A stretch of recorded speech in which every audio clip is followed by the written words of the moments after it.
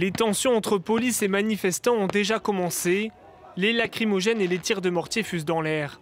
À Sainte-Soline, petit village de l'ouest de la France, des militants écologistes sont déterminés à empêcher la construction de méga-bassines.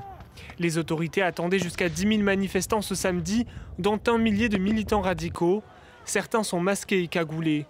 Ici, un manifestant semble blessé. Il est exfiltré de la foule. Plus loin, une voiture de police est en feu.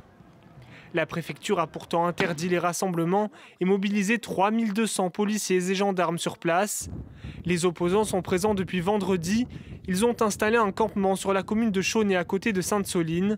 Ils affirment être en dehors du périmètre d'interdiction défini par la préfecture. Mais de quoi parle-t-on concrètement avec ces méga-bassines? Il s'agit de grands réservoirs à ciel ouvert qui stockent de l'eau puisée dans les nappes superficielles en hiver, au moment où les précipitations sont nombreuses, pour permettre d'irriguer les exploitations agricoles en été, quand l'eau se raréfie.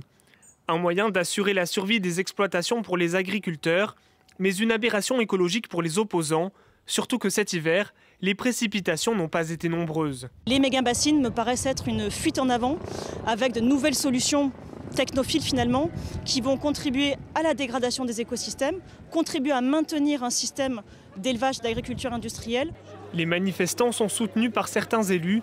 La députée insoumise Clémence Guettet a fait le déplacement. Ces bassines, elles vont profiter à une minorité au détriment de la majorité, au détriment de nous toutes et tous.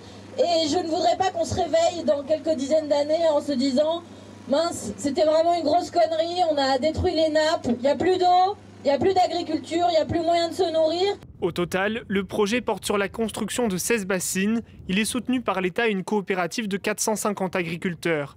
Ces derniers affirment vouloir défendre une agriculture familiale et diversifiée, avec une transition importante vers le bio opérée ces dernières années dans la région.